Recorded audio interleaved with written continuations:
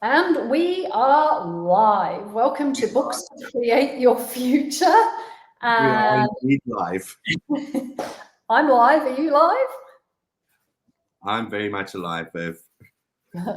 I'm very glad to hear that. Welcome, my gorgeous friend and magical creator in crime, in the crime of consciousness, Percy. Welcome aboard. Thank you for Thank joining you for having me, Viv. us. So tonight we have chosen this amazing book, Divorceless Relationships, which, is kind of a hot topic at the moment. A lot of relationships are struggling. A lot of relationships, whether it's family members or work colleagues or intimate relationships, marriages, are having a pretty rough and bumpy time right now. So we want to just talk around this topic of divorceless relationships. So, Percy, you're married, you've got a gorgeous, gorgeous partner. How do you guys make it work for you? Because you live together, you work together. How do you make that work? I get, we've been married now for 5 years, but we've been together for about 14 years. Wow. And for the past 6 years, we've been working together, living together in a different country. So sometimes, it can get challenging, but for us, it's like using the access tools and being an allowance of each other and, still connect with each other on a level where we have allowance and we allow the other one to be who they are. So like Yaku won't expect me to be anything else than what I truly be, and the same with him. So I think it's a lot with relationships, it's a lot of like not losing you in that relationship. It's like in today's world, I get there's a lot of people that goes out and they're like, oh, I want to be with this person, but they let themselves go. So they let go of their passion for life, their passion for, like, say, for example, the gym, just to prove to this person that they want to be with them. So for Yaku and myself, it's not about proving or anything like that. It's about like allowing each other to be who we can truly be and supporting each other in our choices. Yeah, and I love that because I spoke to a girlfriend of mine recently who's, I don't know, maybe mid to late 60s now, and she's had a lot of lovers. She's been married, she's had a lot of, partners, but she's had a lot of lovers as well. And the thing that really inspired me when I first met her and first spoke to her was how comfortable she was being something totally different to what, I think we get this impression of this is how a relationship is supposed to look, especially in marriage or, for different roles or characters or costumes that we play and put on. It's like there's this expectation of you're supposed to fit within this square and your relationship's supposed to look like this. And yet a lot of the times I think most of us have tried desperately hard to do that, and we end up unhappy. We end up, it's not working. We get grumpy with the other person. We start blaming the other person. We lose that joy of what initially brought us together. So, Yeah. that for me, that whole thing of, oh, well, I've probably had, and she said quite unabashedly, she said, oh, I've probably had over 300 lovers in my life. And I'm like, wow, that's totally different to me. Now, that totally blew my paradigm from you meet one person and you get married to them and you stay loyal to them for the rest of your life, which I know is a very old-fashioned way of doing things nowadays. But I get, yes, I get that you call that experience. yeah, yeah, But talking about relationships like that, Viv, it's like a lot of times we are so functioning from how we grew up and all of that, those kind of things. And what I realized in my life is like, I have the most beautiful parents, and they've been married now for 44 years, and they've got an amazing relationship. And when I used to meet people or lovers in my life, I was always focusing on having what my parents have. And then I met Jaku, and I was still doing that, like, oh, we have to have a relationship like my parents have, you know, and it just didn't work, you know. And I'm very grateful for them for giving me those, you know, things to work on or things to work towards.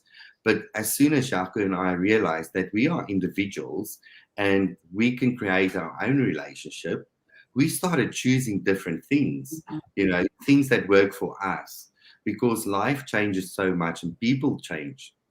And the different choices you make in life creates what your future will look like. And that's what I'm grateful for. And especially with the access tools that we have to use, it just is phenomenal. It's like, what else? What's next? What can we do now? And that's one thing I'm grateful for in relationships with my partner, or relationships with my partners. That didn't sound right, but in being in a relationship with Jaco, and that intimacy we have and shared together. But relationships is not just your partner or the person you love or share your life with. Relationships can also be your family, your friends. I think, and this book, Divorceless Relationships, is so phenomenal because it gives you the tools and it gives you the background of where you can go with relationships without letting yourself behind. And that's what I love about it. Yeah, and it's not a, paint by numbers. This is how, like you said with your parents, I think all of us, we all gravitate to something that's, familiar. We've had that however many years we live in the same home, or we spend time around our parents, or whatever that marriage looked like. We tend to take that on. We end up mimicking it, even if we don't want to. There are parts and pieces of my character. I'm like, oh my God, I'm being my mother. And, it's like you just catch those moments, but it's not about making it wrong. It's about, okay, is this working for me? Is this actually creating this relationship the way that I desire it to be? And if not, right, how do I change it? So, and that patterning or that programming or whatever you've immersed, think about your family. It's kind of like the soil that your seed was planted in. Of course, you're going to take on parts and pieces of those environments. Some of them are good traits, some of them are good things to aspire to, and others aren't. But it's more, I think for me, the divorceless relationship is recognizing what works for you, what's always going to create a space of honoring of you regarding you and including you, but also including your partner. And that often can be quite a tricky thing to navigate when you're with somebody else, because, it's like, well, how do I choose what I would like and not at the expense of my partner, or not leave them out, or, not include them. So, it's not that we've got to be joined at the hip and do everything together either. No. But I get, and that's why I say allowance is an amazing tool that you can use in any relationship, at work, at parties, or anything like that. Because if you have allowance for you to be able to choose, and for your partner to be able to choose, it can create so much more ease in your relationship. Because we always it's not always about making things right and making things wrong, or making a person right and making a person wrong. It's about being that in an energy of, what, you have the freedom to choose what you want to choose. Yeah, and I just wanted to read this first paragraph out. This is such an incredible book, because it's not what you think it is. You think of divorce, this means, oh, well, I'm in marriage and I don't get divorced. It's totally not about that. So, everything that it says on the front cover, what if you didn't have to divorce you to be in a relationship? It's not about relationships good or bad, or it's about recognizing where you do give up parts and pieces of you, or your partner gives up parts and pieces of them, or your family member, and just something I wanted to add to what you said earlier too, Percy, it's your relationship to everything, your relationship to your body, your relationship to money, your relationship to your home. We have a relationship to absolutely everything in our life, but we wouldn't normally consider that. So, if you've got animals or kids, how much of you do you give up in order to make the kids happy or the animals happy? And we know when we're divorcing us, because we start to get this sense of, there's like a resentment sometimes that builds up. There's a kind of begrudging obligation that you feel you've got to do stuff, or you have to do stuff. So that can often indicate, not all the time, but often indicate that This is where you're giving up what truly works for you to accommodate somebody else. So I'm just going to read this bit out. So a divorceless relationship is one where you don't have to divorce any part of you. Your relationships involve every aspect of life. So the tools for divorceless relationship apply to every aspect of your life, not just your partner, your friends, or family. How is your relationship to money? How is your relationship with business? Did you know you have a relationship with the things you own? How is your relationship with your garden, your car, your house? What about your relationship with your body? So, you know, it's a very different area to step into in regards to divorceless. It's where you're not choosing for somebody else first. And I know I had a conversation with Gary Douglas, the author of this book, many years ago, and I said, what's your, you know, what would you say your definition of abusive relationship is? And he said, it's where you choose for somebody else first, you know, or where you, if I said to you, Percy, hey, do you want to go out for a beer on Friday night? And you're like, oh, what's Yaku doing? Oh, what's Hugo doing? Oh, what's, you know, we go to somebody else first to then dictate our choice rather than, hey, yeah, that sounds like fun. I'll see if Yaku wants to come. Or so this whole concept of automatically going to somebody else or something else first, like a checklist. And again, this is one of the not ideal, but this is one of the classic ways that you can see if you're divorcing parts and pieces of you. Yeah, it's about choosing for you. And like, if for me, it's like when I start feeling, everybody gets this in their relationship where you start doing things and then all of a sudden you realize, but hey, this is not making me happy, or this is not fun for me, you know.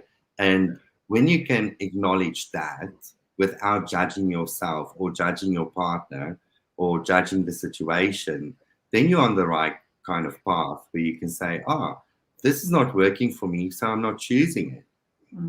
And that's exactly where a good relationship is. Like, your partner will like either choose something different or choose something that works for both of you. And that's the same with relationships with your work or your money. It's like when money is not flowing in our relationship, or you know, my relationship with money, then I'm like, oh, okay, what am I choosing here not to earn enough money? And what can I choose differently to change my relationship with money? So That's being the intention of change. Yeah. That's a brilliant, brilliant point, because I mean, let's just take money as a topic, because I know this is also relationships and money are the two topics that are really up in people's worlds right now. And how much conflict do they create? You know, if you're in stress with money, does that then leach over into your relationship? If you've got stress with your relationship, does that then leach over into your money flows? And it's like everything is connected. You know, we are an energetic being, and whatever our point of view is. So you just gave me a really good awareness then, because how often do we divorce ourselves with what we know we would like to truly have as our financial reality? Exactly. Somewhere in our world, we know what we'd love to have, but we've divorced that sense, or we've divorced that reach, or that enthusiasm, or the engagement with those possibilities to, you know, fit in, to keep your family happy, to not stand out, to not have too much choice, you know. And so we divorce that part of us that's actually the creator, where we do, like you're saying, your choice creates everything. Whatever you're choosing right now, if it's not working for you, like you just said, okay, so what am I choosing here that's creating this? And what else could I choose that would create something far greater? And that's where you claim back the parts and pieces of you that maybe fear or lack or limitation, or your mum's point of view or your partner's point of view.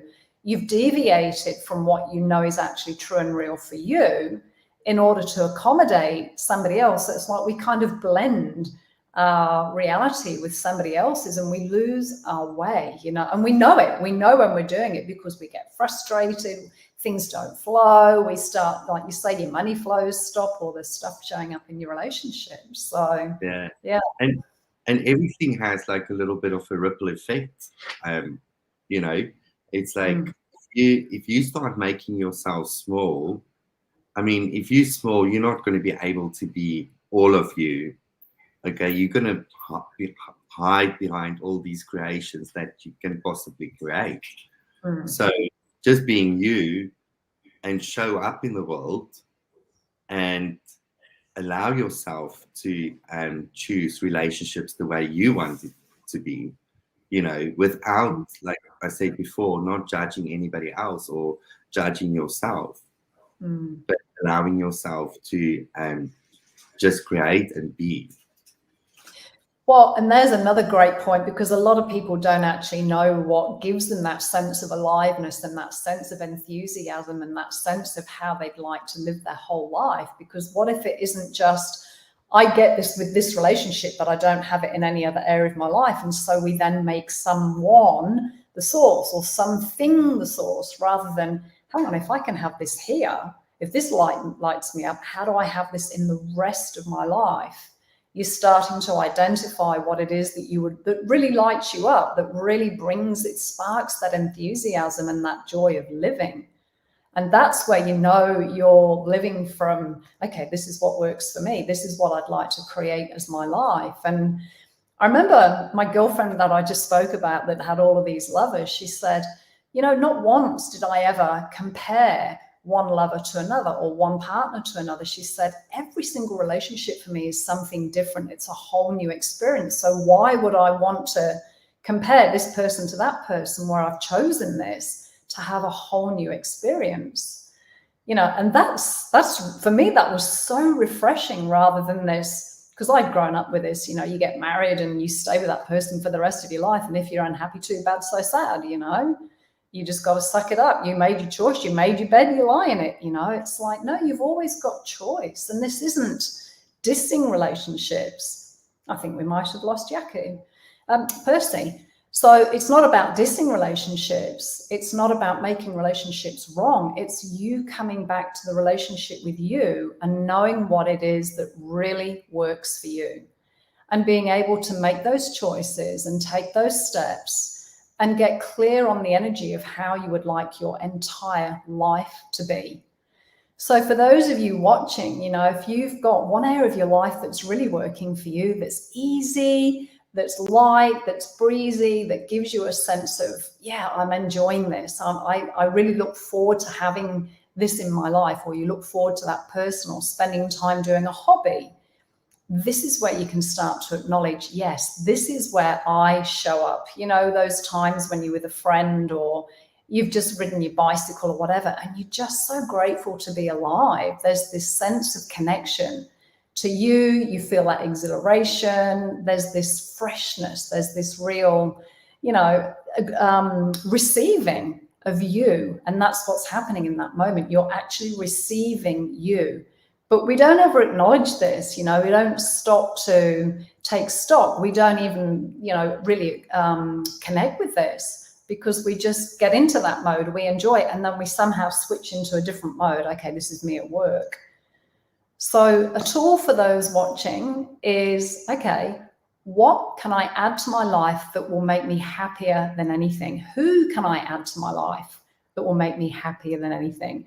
What is it I can add to my life that will really light me up and ignite my enthusiasm?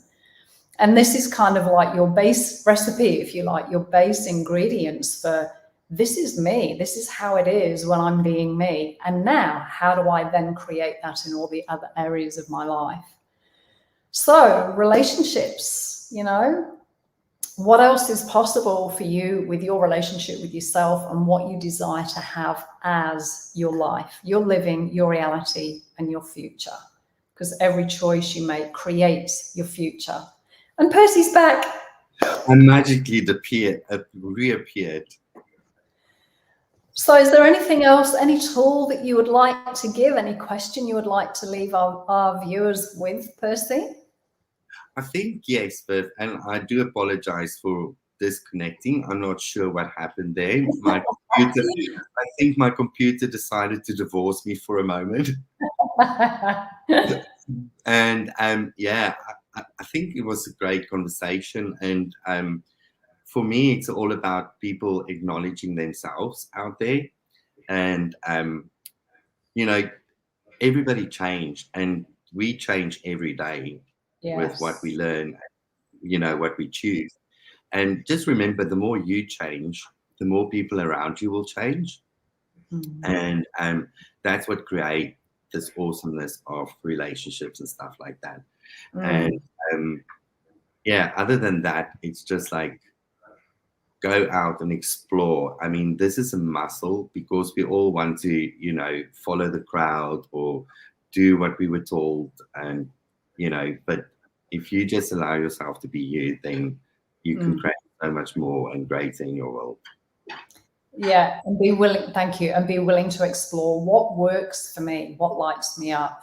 And this book, Divorceless Relationships, phenomenal if you're having, you don't know who you are, you've lost your way, you feel disconnected, you don't know what it is that you want or whatever. This is a phenomenal book to help you, find you, reconnect to you. It's packed full of tools, great conversations, information that will actually set you in a really good space to be able to know what it is that you want, so you can actually have the relationships that you know are available. So we've also got that's available in the Access Consciousness bookshop on the accessconsciousness.com website. It's also available through Happiness is Just a Choice. Thank you. Yeah. Shop happinessisjustachoice.com. It's also available on Audible. If you like to listen to books, it is a pretty meaty book. And we also have a Relationships Done Different intensive class coming up in probably 2 weeks. It's happening live and online, and it's being co-facilitated for the first time ever with Simone Milicis and Dr. Dane here. If you'd like to know more about that, again, head on over to the accessconsciousness.com website. Thank you. And you'll see Relationships Done Different intensive. So yeah, there's so much more available. So much more available. So please don't give up. Don't quit. Never give up, never give in, and never quit. Exactly. Going after what you know is possible for you. Yes, and if I can just leave you with something as well, is like whoever watches this live later, one thing that works in a relationship is if you always function from an interesting point of view and not judgment. And whenever something shows up, that's one of the most amazing tools of Access Consciousness is asking interesting point of view. It's like, interesting point of view, I have that point of view, because everybody has a different way of thinking and doing things, and you don't have to align and agree with anybody. You just have to go into the interesting point of view. So yeah, that's what I want to leave you with. Thank you. Thank you so much, everybody, for joining us. And we'll be having some more books to create your future very soon. I'm going to be interviewing Steve Bowman and Chitissa Bowman, who have written some phenomenal books on prosperity consciousness, conscious leadership. So, if you want to lead your way consciously to more money, more wealth, more prosperity, and a richer life, come and join me for that. Thank you, Percy, very much. Awesome. Thank you, Beth. Enjoy Australia Day, what's left of it. Yeah, what's left of it. Aussie, Aussie, Aussie. Oi, oi, oi. Oi, oi, oi. Thanks, everybody. We'll see you again soon. Bye. Okay.